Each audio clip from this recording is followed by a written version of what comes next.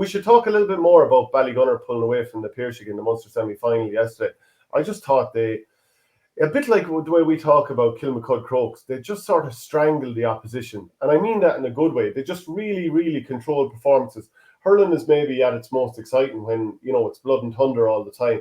But they have that sort of controlled chaos, as in they work like demons. They're able to go at you and all that kind of stuff. But they're used to the ball, the way they kind of move you around the pitch. I just thought, na Piarsaigh made a great run towards the end, got that one goal, nearly got a second one. But Ballygunner, for the most part, they were just terrific. They were brilliant, yeah. There was a couple of things. The Piarsaigh really went with aggressive presses, particularly on the puck out. That was a really fascinating one where they pressed O'Keefe and he put the ball over the top. And I think Peter Casey was a tiny bit over eager on Paddy Levy. Did you? I thought it. Listen, I think if you go down and protect the ball like that, and there's any sort of contact, a lot of the time the referees will give the free. But I just loved how aggressive. You're soft. No, that's smart. Would you not say to a fella, go down, bend your back, two hands, and if a lad comes in on you, you probably go to ground. I thought it was a free. It looked like a free anyway, but I could see Peter Casey remonstrating, and that was something that was probably really frustrating because they're thinking, if we even get one goal or one big score off this press, it's all worth it, even to leave the defence exposed to far end, and it was exposed a bit. But they were a bit over eager in their tackling at times. Ballygunner were cute. Remember Shane O'Sullivan was on the side. So cute. That's as big a dive as I've seen. Now look, he's a very good player. Don't get me wrong, but it was. Now he flicked the ball on and he came in around his head or whatever. It was kind of smart as well. Was it a foul? I would have said he came across his helmet. Did he not? No, I think he. I'm fairly sure he did. I would have said it was. I would have said it was a foul anyway. Sure. Apparently there was not in the two red. Apparently there was not in the two red cards in the Kildare game. Yeah, we'll come to that in a little while. We come to that in a bit. But I would just I was really impressed with a lot of what the Piarsaigh did, but I just thought they were a bit too robust at times. And they probably didn't take enough of the opportunities to create in the first half. Realistically, the Piarsaigh should have been going in ahead at half time. They really they had the chances to be going in ahead. Say the shooting efficiency was down at something between 33 and 40%, maybe. It was less. 6 out of 20 they converted in the first half, compared with 7 of 11 from Ballygunner. And they had goal chances early in the game. There was a time when there was that I thought was very harsh with that free in terms of turning Ballygunner over in their own half, which they did a few times really, really well. There was another time then when David Dempsey, after Will O'Donoghue played that beautiful 70-yard ball straight into his hand, and Barry Coughlin did brilliantly to sort of stand up, and a couple of defenders getting in there. So Dempsey was denied, and then so was Boylan on the follow-up. And this is where I was crediting Ballygunner tweeting yesterday, Xing I should say, they just get bodies back, so they managed to snuff out Boylan as well. Second half, there was a time that Downs was solo and through. Do you remember this? And he tried to pop a hand pass to Peter Casey. Yeah. But it was just it was a tough hand pass, but it just didn't quite get there. And Ballygunner were able to snuff it out. And then there was the finishing pass, Shane, was not on the money enough of the time. The last pass did a lot of hard work done. I thought they overworked the ball coming out of defence at times too. And they understand what they were trying to do. And they weren't going to launch ball down on top of Philip Matney. But I thought sometimes there was a pass for the sake of a pass. And even Mike Casey a couple of times, who's brilliant and really grew into the game. I thought there was a pass too many. There was a pass for the sake of a pass. And they put their own men under pressure at times. But I don't know if I've ever seen. We always talk about that congested middle third. There were times yesterday, even it was further up. It was the top third that was that congested.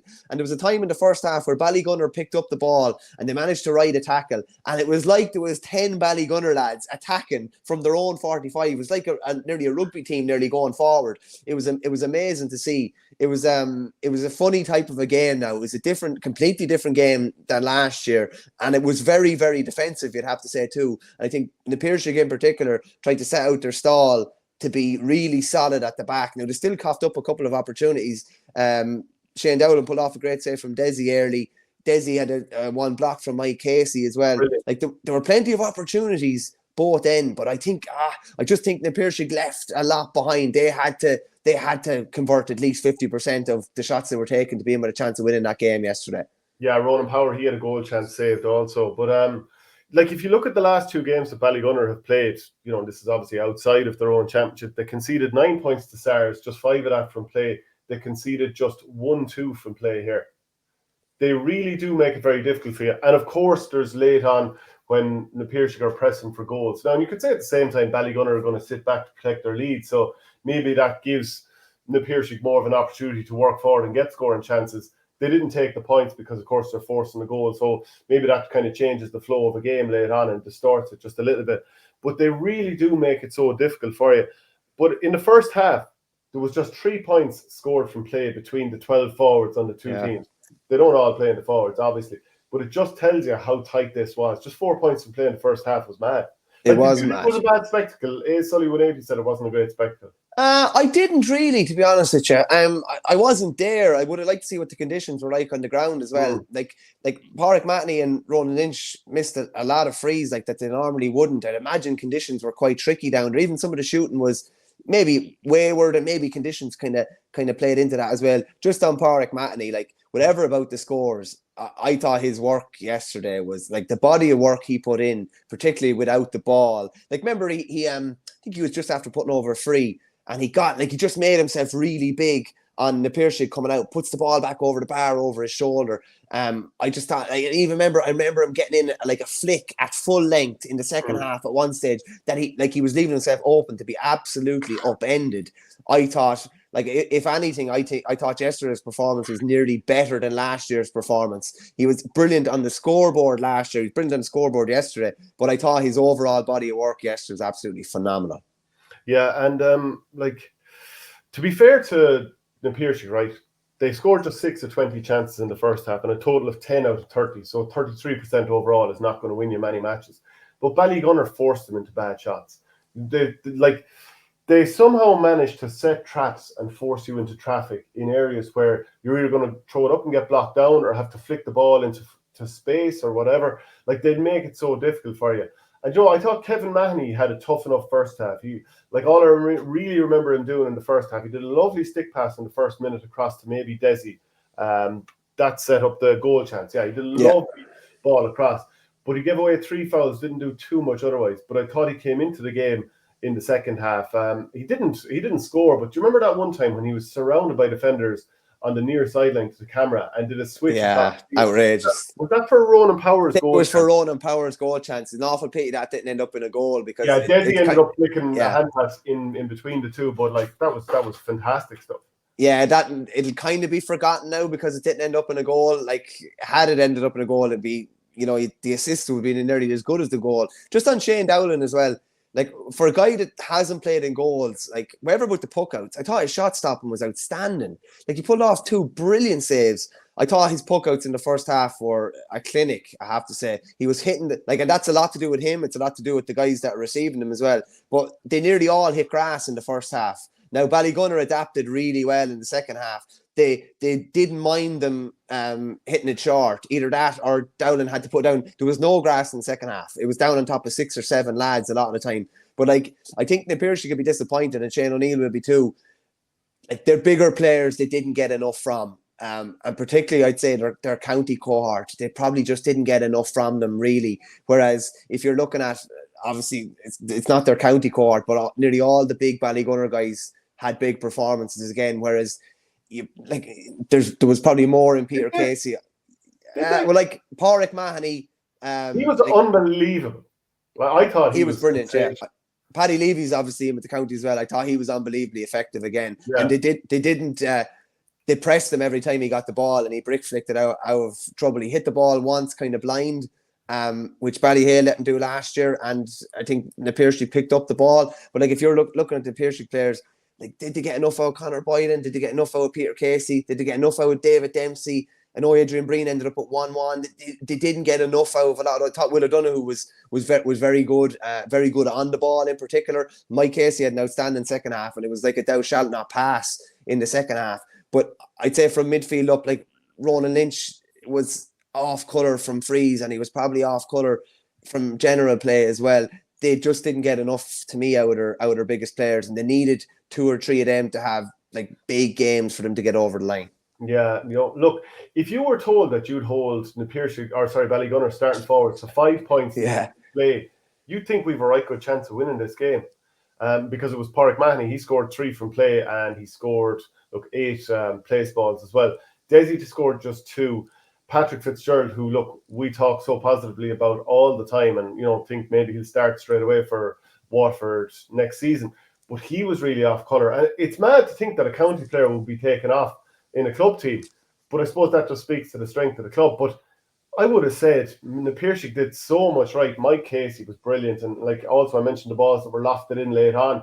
He had his fingerprints on 1 or 2 of them. They were really, really nice measured balls. But Piarsaigh did so much right. But do you think, based on what we were talking about last Thursday, that playing Will O'Donoghue as defensively as they did, which worked brilliantly, but did it cost them at the other end of the field not having him that bit further up? They got a lot right, but he was sort of a rearguard action rather than maybe you could do with him further up the field. It's a tough one, and maybe Shane O'Neill did perfectly the right thing, but that was the balance we were talking about.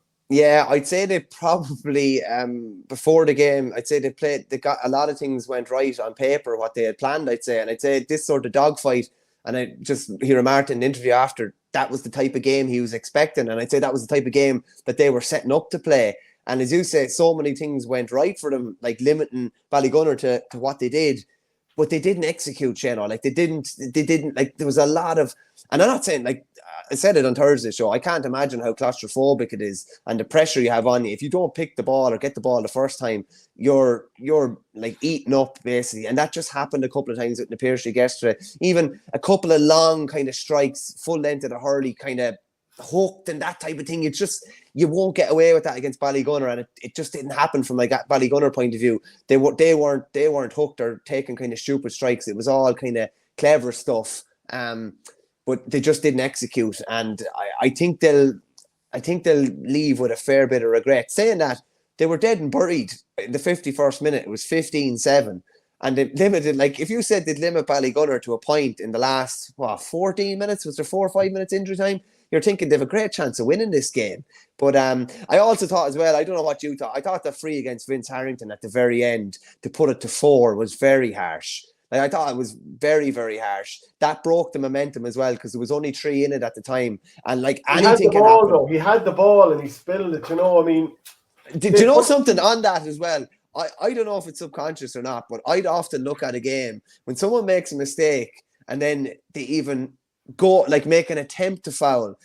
There's always, I don't know if it's a natural inclination to blow because he was in control.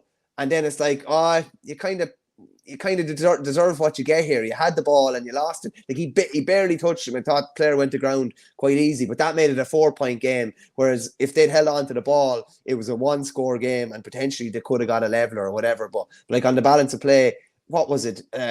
Adrian Breen's point in the 19th minute, and they didn't score another point. When did they score? Did they score another point from play? One more after that? They next scored from play in injury time when he got that goal. Yeah, that's bonkers, really, Yeah, but Ballygunner, they force you into panicking a little bit. Think of the time when the Piarsaigh were trying to work the ball out, and they got, I suppose, tackled a couple of times, and then Cathal King, it was uncharacteristically pulled on the ball and it ended up in a score. I think it went straight to Pádraig Mahoney. There was another time Kevin Downs, he spilled the ball at the sideline and then straight away a free. Now, to be fair, Pádraig Mahoney put that one wide. Harrington spills the ball and gives away a free, because I suppose the natural inclination is you just don't want to let the player through, into a dangerous area, and it's compounding one little mistake with another. That's not taking that away from any of these players. They're all excellent players, and some really, really excellent players. But it's just what Ballygunner do to you. I actually thought yet another thing that the Piarsaigh did very well is they didn't make a hero out of Philip Mahoney in this game. Definitely not. Yeah. No, he did a couple of nice things later on, but look, they did so much right.